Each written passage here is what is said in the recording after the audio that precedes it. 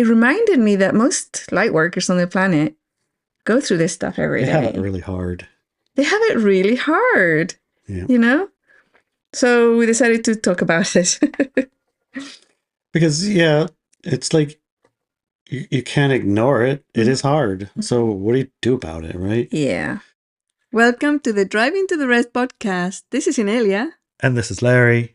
Just a quick note. If you're hearing this, you're on our free feed, which means you'll only get the first part of this conversation. To access the rest, go drivingtotherest.com and subscribe to the Wisdom Keeper Hour. Join us and our expert panelists for detailed insights and the after party where you're invited to join in the conversation. Head over to drivingtotheres.com and become a subscriber. Your $8 subscription keeps this podcast ad-free and helps us keep the lights on and maybe even get a decent cup of coffee. More importantly, it connects you with a community of passionate wisdom keepers like yourself. So if you're ready to go deeper, join us at drivingtotheres.com and support the journey.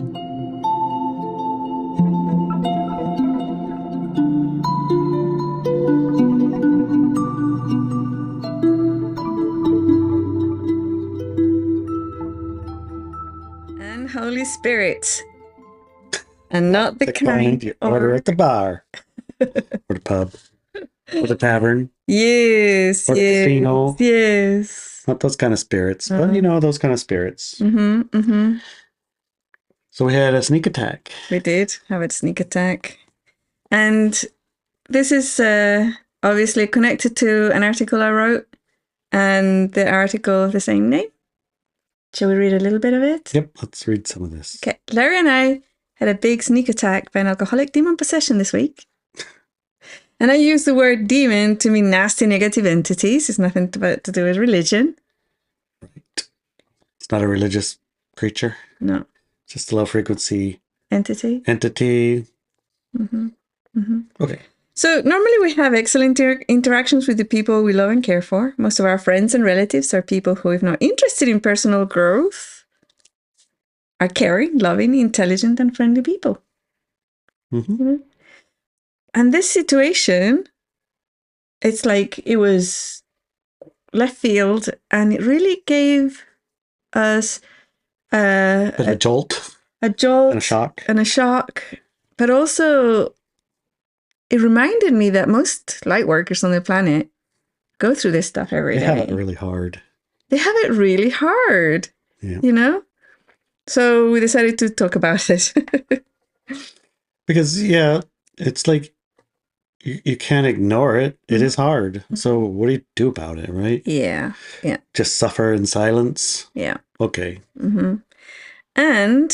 Or you could get really angry and have a battle royale, which isn't exactly high frequency light. No, once you step into the battle, it's over for you. It's like... You're not equipped to win. Really, you don't And even if you do win, you're going to feel horrible. Yes. Light workers are not really made for battling in the dark entity essence, Because they have no limits. And we do. We have boundaries and limits to what we would do.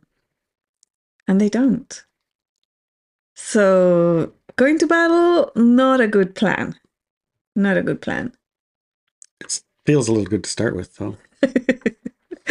Yeah, but then it's not good. It's sticky and horrible and in the middle of nasty. It, at the end of it. Yeah. And how to stop it. It just never really works.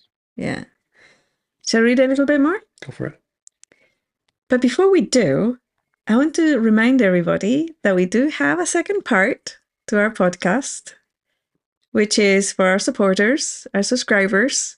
And you can go to drivingtotheres.com to get that second part. And we have some really nice topics around this that we're going to be delving into. Shall I read some of those things that we're going to talk about? What are you going to talk about in the second hour? The second hour is going to be, I'll just read you a few of the points. Okay. Are demons just freeloaders with a drinking problem? Is love the new weapon of mass distraction? Yes. Reactive abuse. Is it still abuse if they deserved it? Well. Why shock the favorite weapon of dark entities. I was shocked Yes, you are. at that. How shock is useful. How well. Are How well demons, it works. demons even real? Or are they just drama queens with cloaks? I didn't know demons had cloaks. Why do gatekeepers always have the worst tasting keys? Gatekeepers is the person that will put themselves between you and another person or other people and make you the bad guy and only give you access to those people. Okay, I get it. Yeah.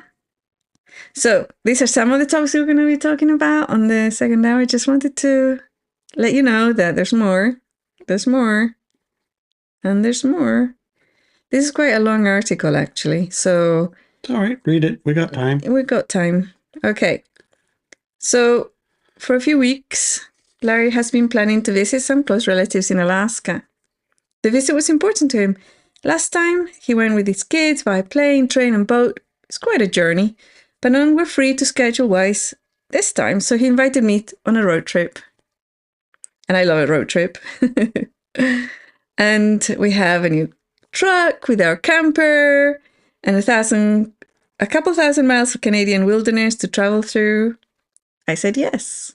I mean, who would say no, right? No idea. We do like. Wouldn't want to. Yeah, I do like a good road trip. So he let his relatives know, and he got an answer a week later. Well, yeah, an answer. I wasn't asking. I was just letting them know. Yeah. Coming up sometime in the next month or so, we're going to take our camper and have an adventure on the way. Yeah, yeah. I'll let you know when we're getting ready to leave. Mm-hmm. And after a week, he was told in no uncertain terms that I was not welcome in their home. Yeah, I was a little surprised I hadn't got it like, right away. Sounds good, guys. Like right away, or like, can't wait to see you guys. Uh-huh. Nothing. I got like ghosted. I was like, well, guess I got busy. Yeah, yeah. Apparently, I'm a very bad person and will upset the elderly who might then have heart attacks in my presence. Quite the reputation. I'm very powerful, honey. You are.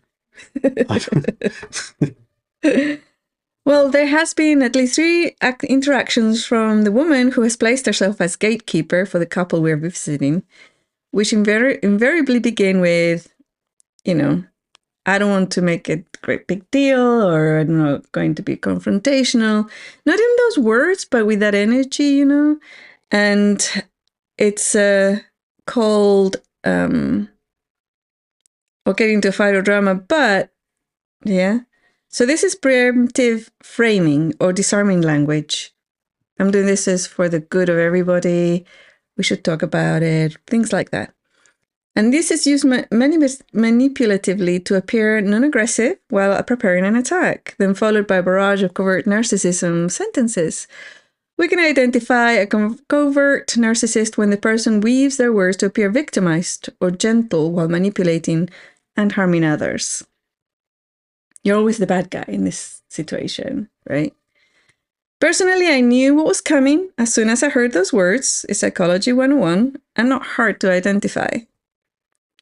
The hit came unexpectedly and deep for Larry, however. He thought she was calling to talk about her latest work trip, which sounded to be fascinating and was her text reason for not having answered the week before she was away. And she actually did write that she was like, wanting to talk about it. Right? You want to get back? Yeah. And his shock, surprise, and upset was so big that it reached me like a hammer, which, of course, was the intent of the person involved. To hit like a hammer, We know better than to go into the fence when we're attacked, don't we, darling? We know better, yes. Yes, we know better than do that. We've learned over time. Yes. Yes. There are no lives at stake here, and no one is in physical danger. We have learned to strengthen our cores and use them as refuge in a sense of shield us from assaults like these and others. The surprise was the shock, delivery vehicle, and a lesson learned. Semper Paratus, the Coast Guard motto, which Larry was trained with, means always ready, is not active when dealing with loved ones. Your guard's down. Yeah, exactly. That's what it means, basically, that your guard's down. Then I remember that she finishes her days in a haze of alcohol. I didn't know or think about that too much, but I do remember it now. So, I Mm-hmm. mean, it makes sense now. It didn't make sense. It's such not a part of my life anymore Right, the alcohol that I don't part. even consider it in the equation ever. Yeah, yeah, But, that's yeah, probably yeah. true. The first attack came as a phone call. Larry took it in his stride. He knows better than to engage with others when he's triggered and upset, and he was very, very shocked and upset. The next, do you want to talk about that? No? Well, it was shocking, It I was was totally shocked. Like, like, this what was not the? what I was expecting. No. What are you talking about? He was like, what just happened? I mean, I hadn't been actually planning for a couple of weeks. I've been planning for a couple of years since the last visit. Is like, what will the next visit be like? Mm-hmm. And I had been recruiting children for allies, Yeah, which all of them fell through. yeah. And then I realized, well, because the children will fly, but you will not fly, No, I'm not flying right these days. So, right? So I was like, well, I could drive, and I mm-hmm. love a good road trip.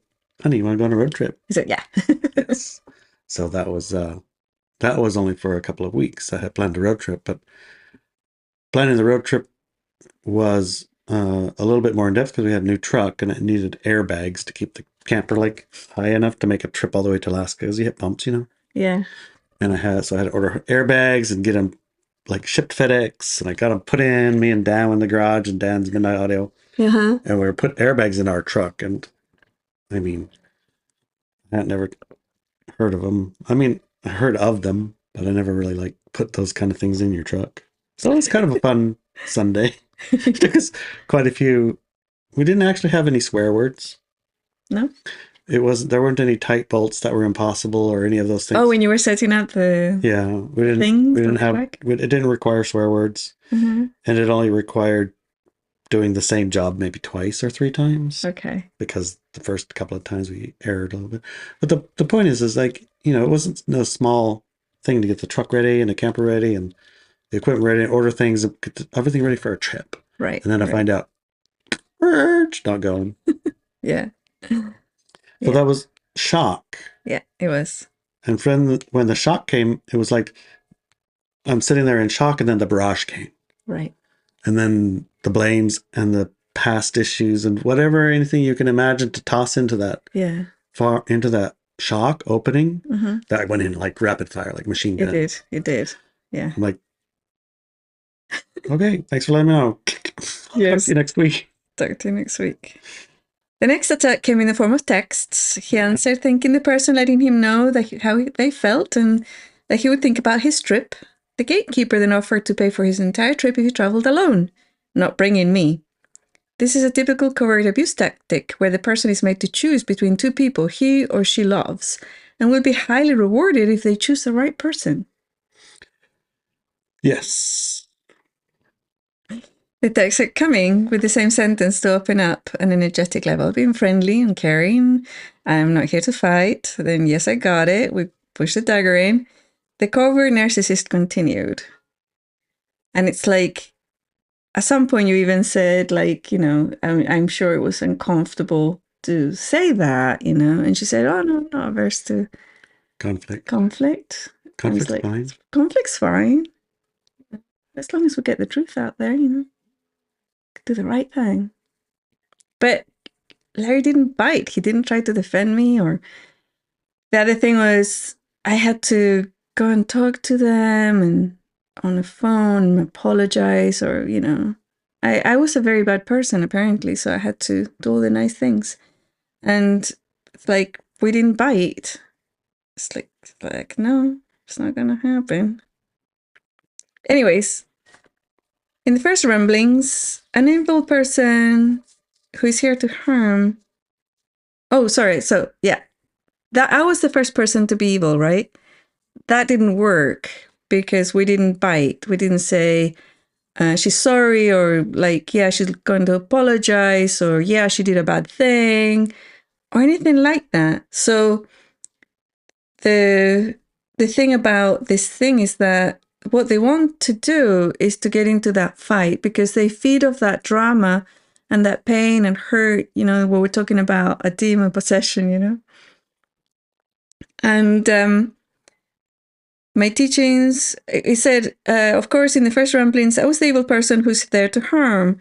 And the entity attached to this woman is right, of course. My teachings do harm demons, as I do encourage people to stop drinking alcohol and taking recreational drugs.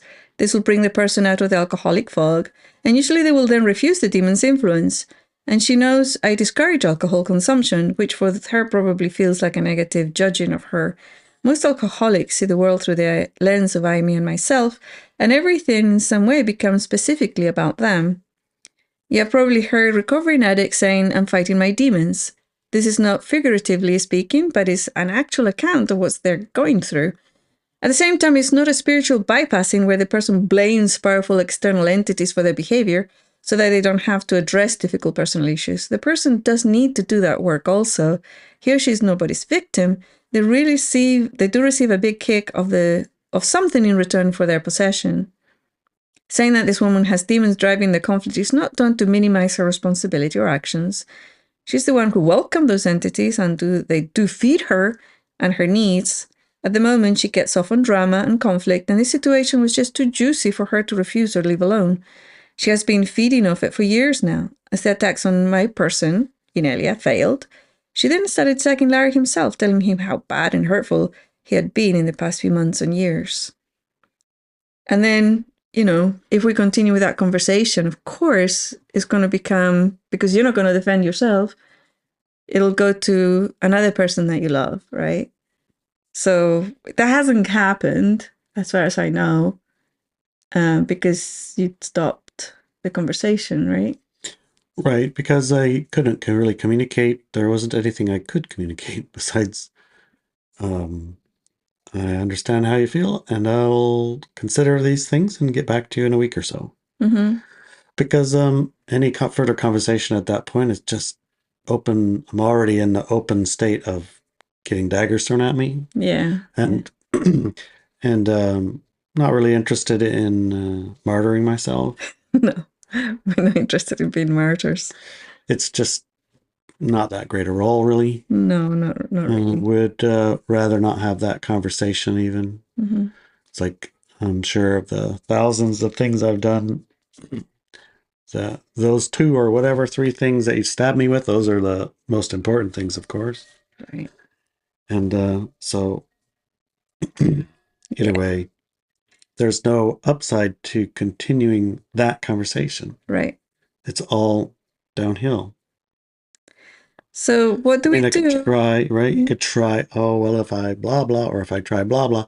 Usually that's the light worker side of, how do I fix this and make it better? Yes. How do I fix this? How do I heal this relationship, right? Between all the people that I love, or even between myself and that person? How do I heal it? How do I make it better? How do I explain it in a way that they understand where I'm coming from and it's not from an evil place, right? This is what we tend to do as light workers. Right. We think that that's a winning strategy. But it's not. But it is a winning strategy only with another light worker. Yes. You could talk about it and understand how do you feel about all these other things. But, this isn't given a demon as fix. Right. So the only things that will work in that agreement, that conversation, are, more drama of some form. How can we escalate? Yeah. And so there is something you can do. Yeah. But yeah, the questions that come up, it's like when, I'll read a little bit here. So what do we do when these demonic beings come through an open door of love? Yeah. Because these are people we love. So how do we deal with that? Do we stop loving the person? Do we stop contact with them? Do we go and fight? Do we try to save them? Do we try to save the relationship? What do we do? Well, here's the thing. We are in charge of how we feel. Other people and beings, including demons, can attack, try to influence, and try to goad us into a drama filled with food for them. But we are ultimately the ones who are responsible. We have the ability to respond within our own emotional, mental, and other bodies. What Larry did was to stop. He stopped answering because it became obvious that the answers, which were conciliatory, were not what these people wanted. Yet the feelings within Larry were still running strong, so the next step was to process those feelings. Yep. And my exercise via processing exercise, you can just change the words to say upset, anger, frustration, sadness, whatever it is. So that's the next step. First you stop, then you process that sticky feeling, and that can take a week or two. It can take a little bit of a time. And step two is the step two is to process the nasty, sticky feelings around our emotions and minds. And this can be like, the sticky stuff is really insidious, because even if we play a little bit, like joke a little bit or whatever, they come in, and then you have to start over the work, like process those sticky energies. So one of the things that negative entities, including people, cannot continue their abuse under is disclosure. In the drama and abuse happens behind closed doors, in secret and confidential agreements. The abuser thrives. But shining the light of disclosure and pointing the eyes of the universe towards the abuser, they shrink and are not able to continue. I didn't come to this piece of enlightened wisdom. Sunlight is a disinfectant is a common psychological phrase used in narcissistic recovery circles. Sunshine as a disinfectant. This situation brought some reality to what many light workers are going through these days. It is easy to forget how the dark side and the light-dark paradigm can affect us when most of our interactions are with people who are awake and high frequency. If you find yourself goaded into a victim-aggressor cycle by a family or close friend, pushing on your love buttons, remember these steps. Are you ready for the steps? Ready. Okay. 1. Become aware that this is an invitation to feed the beast. What does that mean? That means here's your golden card of invitation. Would you like to have a battle? Yes. The second step is stop.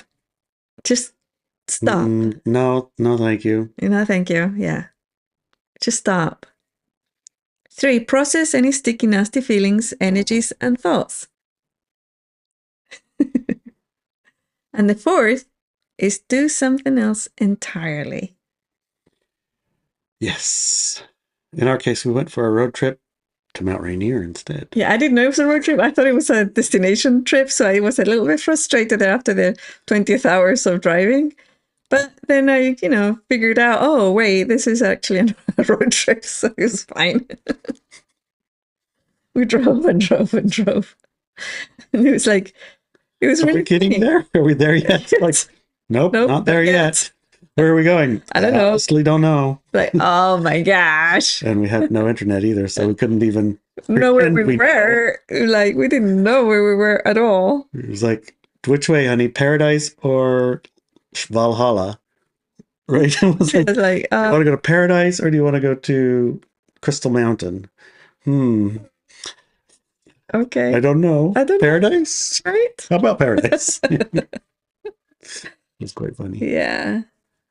What you do not want to do is to step into the victim identity. This aligns with the concept of learned helplessness in psychology, not the aggressor. When a person falls into aggressor, it's well known in psychology. It's called reactive abuse, also known as provoked aggression or coercive provocation. We don't play those games. It's not for you. This battle, for you have chosen a new paradigm of joy, light, love, and inspiration. So, I don't want the drama, but is that a universal cry for chaos, do you think? That is the universal cry. I don't want any drama, but since we're here, how about we have it? Yes. I don't want to be dramatic, but I don't want to hurt your feelings, but get ready. Oh my God. I've heard that one so many times. I don't want to hurt your feelings. But I just have to be honest. I'm just being genuine. Just being honest. I'm just being myself. Yes, I'm being honest here. I'm not trying to be critical, but... Well, I'm going to be critical. Those are, I like constructive criticism, so here it is. Well, if you say you like it, here it is. Oh, I see. If it's you saying it. Yeah. I haven't heard that one before. Yeah.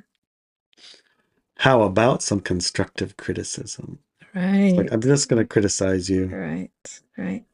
So, yeah, when somebody invites you with that, what do you say? No, thanks. That's okay. Keep your drama to yourself. Oh, You yeah, can keep your criticism to yourself. critical Fine. thoughts to yourself. I'm Oh, gonna, but you'll never learn then. it's all right. That's fine. I'll I'll just stay continue on, stupid. idiot. I'll continue being an idiot. You can actually say that. I know it might be surprising you. Say it. You can actually say it. I don't want to start drama, but then you say, Great, thanks, because I really don't like drama. Okay, simple. Yes, very simple. Okay, when road trips turn into spiritual boot camps. Yeah. Road trips to Alaska, you mean? Yeah. Well, this is to say when you make these giant plans, you have a lot of time and energy and emotion invested in doing something. It may be a road trip. It could be a qigong retreat. It could be a event. It could be a lot of things, right? Yes. But the point is that you're very open and interested and invested in doing this thing. Yes. And then the thing that you're going to do bites you back. Yes. So now you have it's easy to be like, you want to go to the store today? No, not really. Like, yeah, we're all out of milk. It's like, I'm just not hungry for cereal. It's like, okay, let's not go to the store. Not a big investment. Oh, not very big. No. No, not a big deal. But if it's like, hey, let's go to St. Thomas and go snorkeling on the Great Reefs there and get some lobster for dinner. And I got the plane tickets and I got a yacht for us to go on and then you say sure you know, I heard it's sunny there. I don't want to go. I'm like, you what? Of course it's sunny there. That's why we're going there. Point. Now you've turned your road trip into a spiritual boot camp. Yeah. So how do you handle these things when they come up like this? Well, yes. I think one of the keys are stop and your attachment. Yeah. You have attached yourself to a thing with a great deal of stuff. And just understand that that's the only difference is this attachment that you have to this stuff, right? What does your blurb thingy say? Well, it's like we planned to drive through. Well, can I just say something here? Well, actually, I'm going to say it on the second half. I'm going to share on the second half my journey through this situation. Oh. Which is very different. Right. Yeah. You don't think that... Very personal, so it's going to our subscribers. Going to therest.com, go there. Thank you. Next bit. Covert narcissism, the art of stabbing you with a hug. I had that so much in my life. Really? So I can spot it a mile away. Yes. Ever been so gently eviscerated by someone that you thank them afterwards? We unpack the emotionally weaponized passive aggression that makes you question if you're a villain for having boundaries. Yes. Exactly right. Jeez, I'm a terrible person, I guess. I guess so. I remember doing a lot of spiritual work and learning and processing of these thingies and whatevers, and then, golly, I never been so attacked in my life for, some of these things. Like what, for example? Oh, well, you're supposed to be so spiritually advanced, and look, you're a jerk and an asshole and whatever else words you can come up with. And narcissistic, self-centered and selfish and greedy and all of these things. I'm like, zing, zing, zing, zing, zing, zing, zing, zing. Yeah. Like, wow. Impressive. That's pretty good. Yes. One of the interesting aspects of this particular episode is that the people involved will probably never listen to it because they quite literally are so closed off that from us, right? That they really don't have any interest. But the energy of disclosure, the energy of this is not going to happen behind closed doors, does reach individuals on an energetic level. And what is that? It's like that energy behind it, the disclosure energy of sunshine. It's a disinfectant. Is it for your benefit? Is it for our benefit? Is it for their benefit? The sunlight? The sunlight, yeah. And I had to look at this quite deeply because it's a very personal ass thing that happened, Mm-hmm. And to me, it was, well, why are we doing this podcast in the first place? Is to help others navigate The same situations. the same situations, And for us, it was like, we hardly ever had that. And I remember a time when that was my daily life. That's what happened to me every single day. Because I lived with alcoholics for most of my life. So I can recognize it. The mechanics behind it, the manipulation, the narcissism, and all of these things, all these words that I've used, I didn't make them up, but I recognize the mechanizations behind these demonic entities and the people, right, that are driving them. So it's like the reason to put sunshine into the situation, even though it's personal and it was painful at the time, is because we know that many people listening to this are going through this every day. And if not every day, then regularly, because it's what happens. And what do you do? How do you counteract it? When a stabbing comes in with a hug. Like, it's harsh. It's really, really harsh. And I forgot that this happens. I really had forgotten that this happens. Well, what you do when someone stabs you with a hug, what do? You stop. Well, you become aware, like, okay, don't take it personally. This is like, oh, good one. Okay. Nice. Yeah, that was like... that one snuck right through. Good job. Yes. Right. So, I mean, that's a little humor, right? Yeah. It's a little humorous at the time it hurts, but give it a little time. Like I said, it was like all of these stabbings and slices. Like, wow. Now, at the time they hurt, I understand that they hurt. Yeah. And I understand if I try to respond right now, I'm going to be reacting. Yes. And I'm going to be so on the edge of, negative reactions and just feeding that the beast. Yeah. Which I don't want to do. The only thing that at least I could see that I could do was just say, I got it. And I'm going to think about everything you said and I'll talk to you in a week. Right. It gave me instant time away, right? Mm-hmm. Yeah. And then with the time away, I can do the processing of any of the sticky nasties that came. Yeah.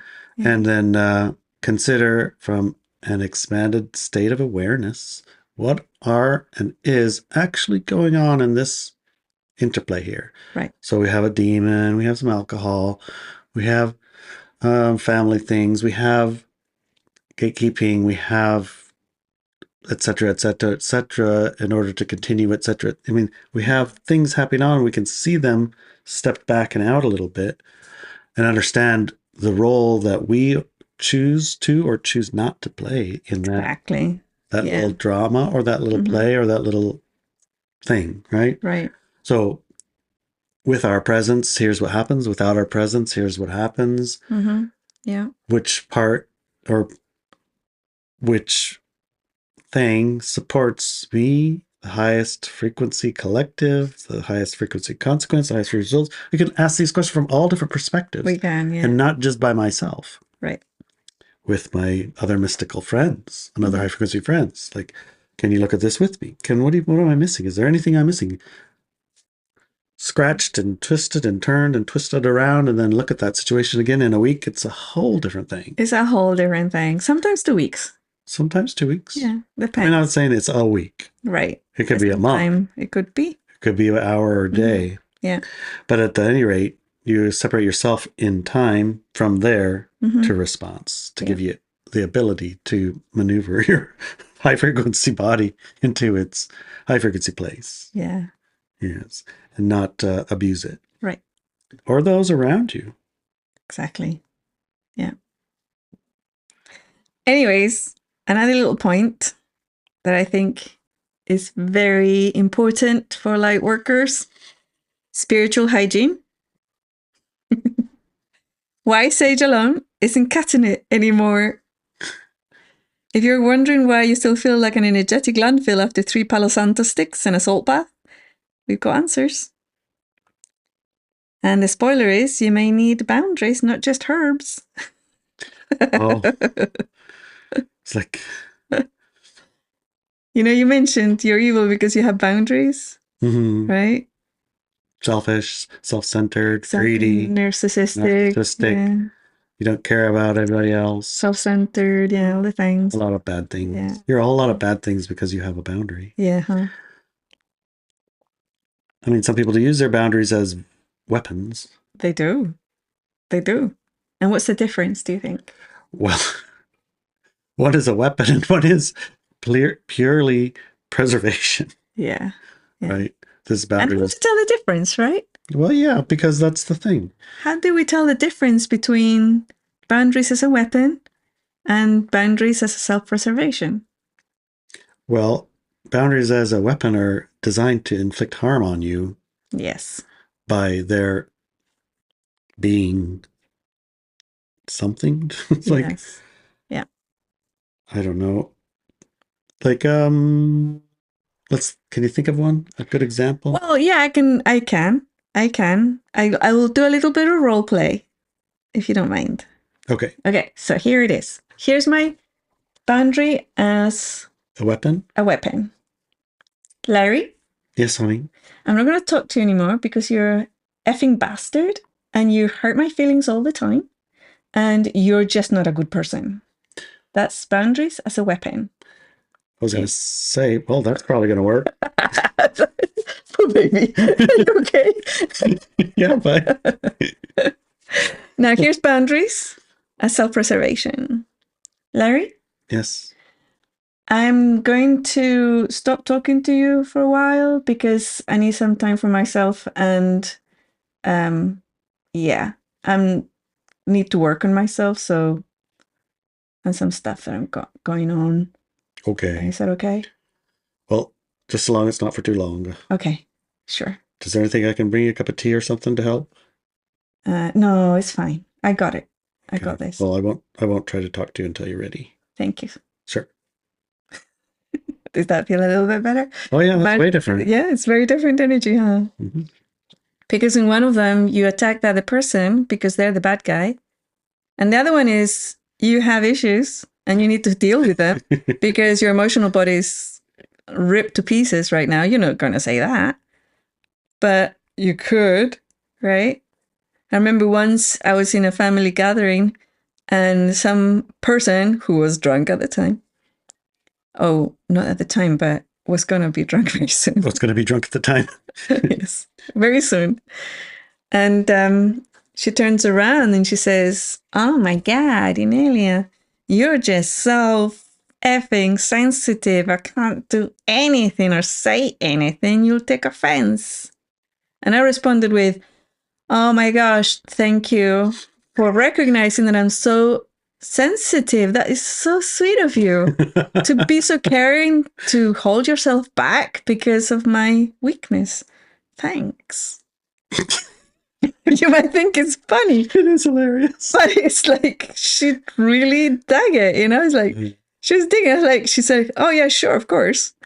Well, that wasn't probably the response she was expecting, but okay. If you put it that way, how can I not agree? You make me out to be the great guy, so yes. But of course, you know, it's like, and then there was a boundary set. Why? Because it was probably true. Right? It was nice to be acknowledged for all of the things she couldn't do. So it's like, yeah, no. What I'm saying, I'm not being sarcastic. I know it's sarcastic. I'm actually a very literal person. Yes. And to me, it was like, yes, I am too sensitive for that interaction. It is true. You know, it is true. And thank you for seeing that. So you can turn it around as like good, strong boundaries without attacking. Mm-hmm. Self-preservation boundary, right? The other one would be, I don't know, I could have said... Could have fed the beast. You could have fed the beast. You're such a... Yeah. If you weren't so fucking blah, blah, blah, and this and the other, then I wouldn't have to be so like, why do you think I'm sensitive? Because you ripped my soul apart already. There you go. There you go. That would be attack, right? So it's a balancing game, but like I said, it was a shock and everything, but I knew it was coming even before that phone call was made. And I'm going to tell you how and why on the second hour. Oh, you're talking about the phone call to me? Yes. Because I was sitting at this, I stopped the truck on the side of the road so I would have good signal and get all this story. I don't lose it. Like, let's listen. And you already knew it was coming. Yes. I had no idea. I knew. Okay, well, let's hear about how come you knew in the second hour then. Yes. Okay, see you there. See you there. Love you, honey.